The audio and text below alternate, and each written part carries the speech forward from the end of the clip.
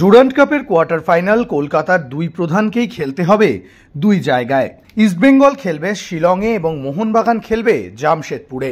দুই প্রধানের প্রতিপক্ষ ঠিক হয়ে গেছে। ইস্টবেঙ্গল আগামী 21শে অগস্ট শিলং লাজংয়ের মুখোমুখি হবে। অন্যদিকে মোহনবাগান তাদের কোয়ার্টার ফাইনাল ম্যাচটি 23শে অগস্ট খেলবে জামশেদপুরে পাঞ্জাব এফসির বিরুদ্ধে। তবে ডুরান্ড ডার্বি না খেলার আক্ষেপ এখনো যাচ্ছে না ইস্টবেঙ্গল হেড কোচ কার্লেস কুয়াদ্রাতের। শনিবার রাতে রাজারহাটের অনুশীলন মাঠ ছাড়ার সময় যথেষ্ট হতাশ দেখালো কার্লেসকে। তিনি বলেন, আমরা পুরো প্রস্তুতি সেরে রেখেছিলাম, তাই মোহনবাগানের বিরুদ্ধে ম্যাচটা না খেলতে পেরে আমি হতাশ।